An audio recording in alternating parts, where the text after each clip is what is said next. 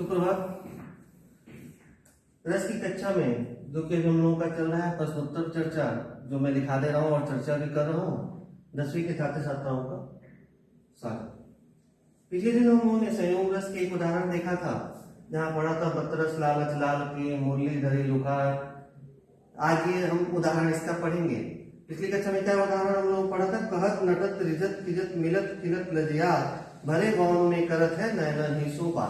यानी नायक और नायिका जो इशारों में जो बात कर रहे थे उस पर पिछली दिन चर्चा हो चुकी है उदाहरण के रूप में, संयोग श्रृंगार रस के उदाहरण के रूप में। आज दूसरा उदाहरण लिख रहा हूं मैं। बतरस लालच लाल की मुरली धरी लुकाय सौंग करे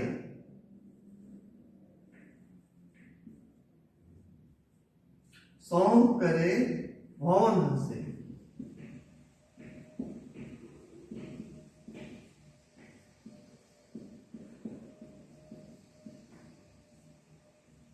देन कहे नटी जाए।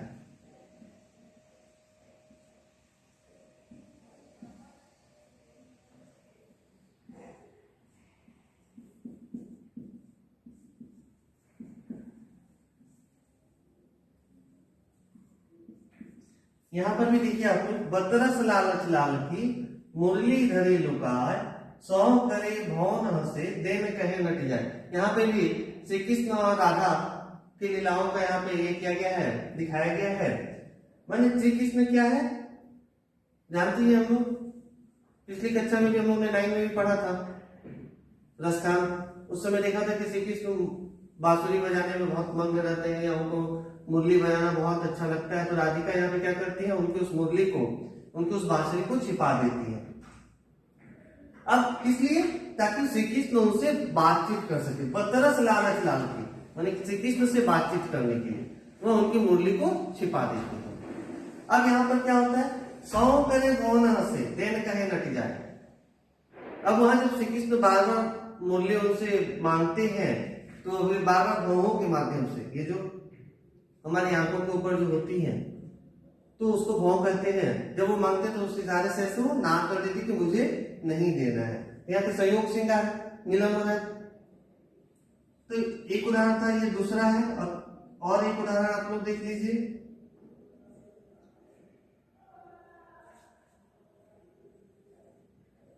देखी रूप लोचन ललचाने। कोई एक उदाहरण आप लोग याद कर लीजिएगा।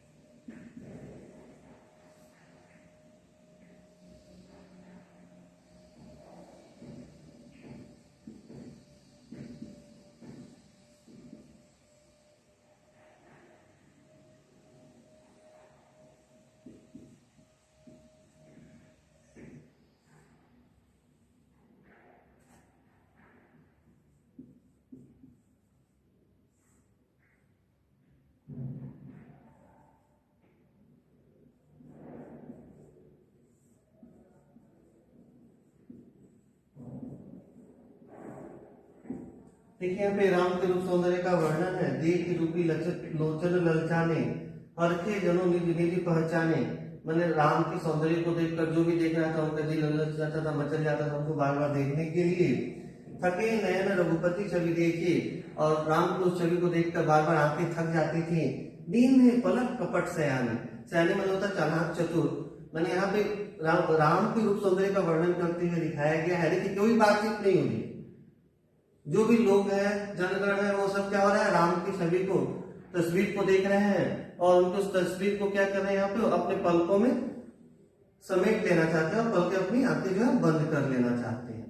तो ये था संयोग श्रृंगार का उदाहरण। एक पहले मैंने लिखाया था, आप लोगों को 2 और लिखा दिया। इसके अलावा आप लोगों को जो भी आसान सा उदाहरण लगे, जो भी उदाहरण आपको ये लगे कि आप लोग आसानी से कर सकते हैं, उस उदाहरण को आप लोग कर लीजिएगा। अब आगे वियोग श्रृंगार।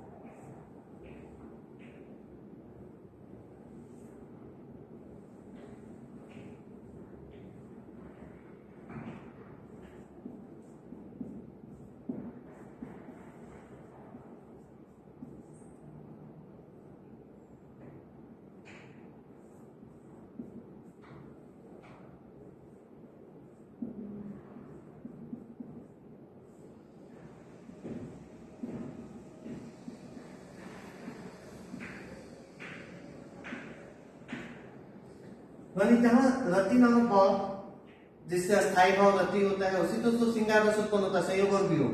प्रकर्ष को प्राप्त होने अपने चरम पर पहुंच जाए, लेकिन अभिष्ट को न पा सके। माने कोई भक्ति कर रहा है या किसी के प्राप्त करने की उसके मन में चरम इच्छा है, आकांक्षा है, लेकिन किसी कारणवश भी वो उसे नहीं प्राप्त कर पा रहा है या उससे वो वस्तु दूर है, तो वहां पर क्या होता है, वियोग श्रृंगार होता है। इसमें देखिए वियोग श्रृंगार की 10 दिशाएं निर्धारित की गई हैं।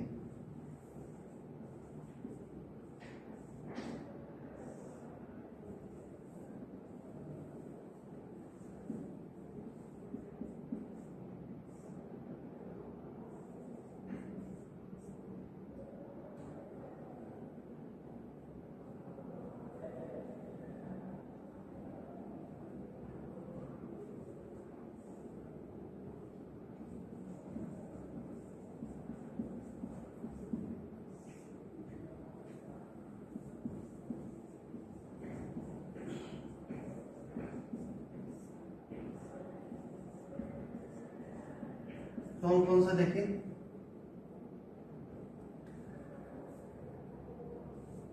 अभिलाषा,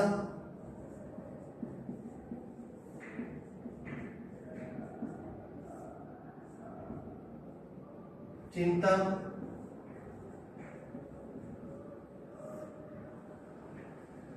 स्मरण,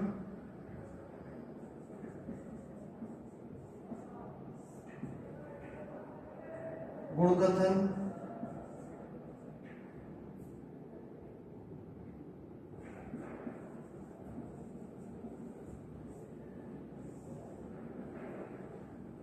उद्वेग,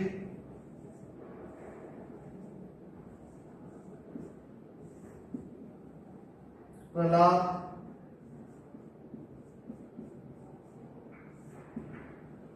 उन्माद,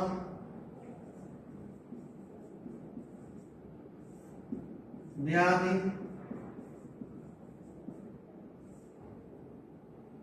जड़ता, मरण।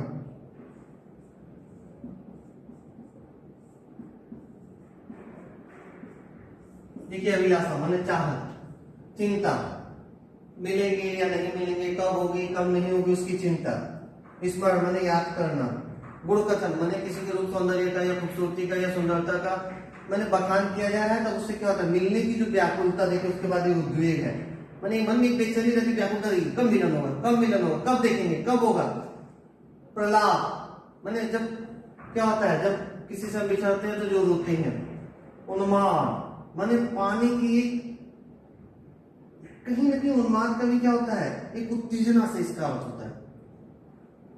व्याधि माने बीमारी, जैसे क्या होता है कि किसी के बिछड़ जाने पे जो इंसान उदास हो जाता है या निराश हो जाता है। जड़ता माने स्थिर हो जाना, कुछ भी माने गतिविधियों में शामिल न होना। और मरण, अकेला की स्थिति होती है, मरण तक भी चली जाती है, माने मरणासन की स्थिति हो जाना। क्योंकि जब मरण हो गया तो सुख में हम लोग चले जाएंगे, जो सुख अस्थायी भाव है और करुणा रस है। तो ये है वियोग के 10 बिंदु। वियोग श्रृंगार जो है 4 प्रकार के होते हैं। मैं ये मिटा रहा हूं।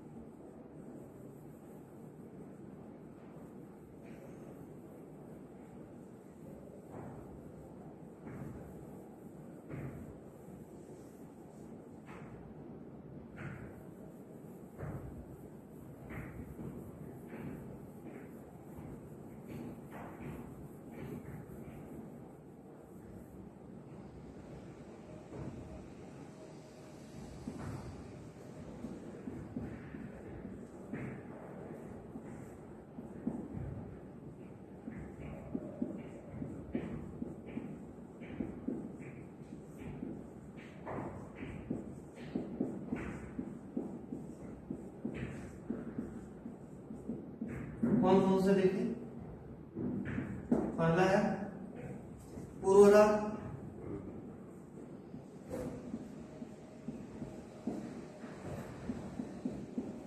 दूसरा है मान, अभिमान, स्वाभिमान। पूर्व राग पहले से जहां पे एक दूसरे से संबंध हो। प्रवास, कार जानते हैं आप लोग, जो साथ में ना हो, दूर हो। और चौथा है अभिशाप या क्रोधात्मक।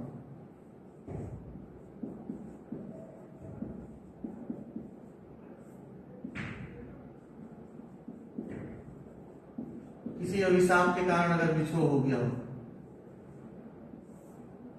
तो ये 4 प्रकार के होते हैं।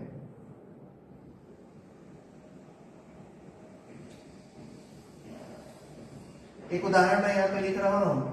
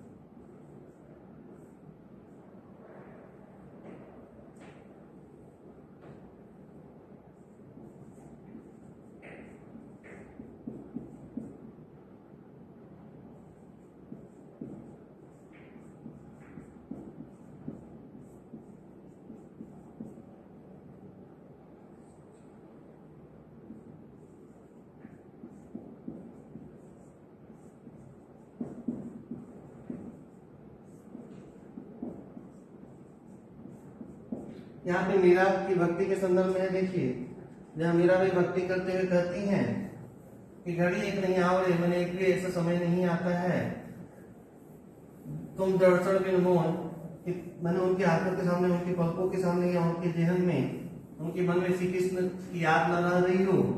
बोले तुम ही मेरे प्राण थी, मैंने आप ही तो मेरे प्राण हो। कासु जीवन हो, तो आपके बिना मेरे जीवन की मैं कल्पना भी नहीं कर सकती, कामना भी नहीं कर सकती। तो यहाँ पे देख रहे विरह वेदना स्पष्ट देखने को मिलती है, श्री कृष्ण से वियोग की भावना।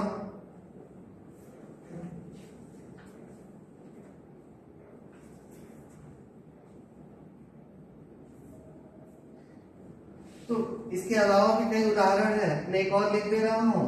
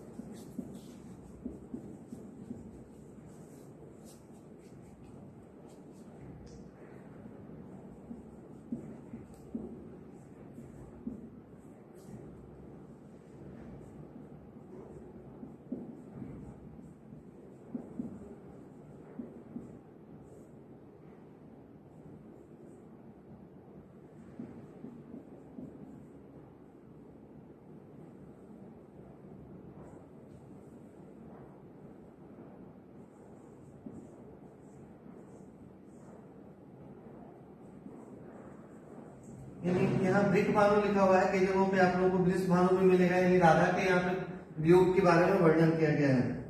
जब श्री कृष्ण उन्हें छोड़कर मथुरा चले आते हैं तब उनकी स्थिति क्या होती है।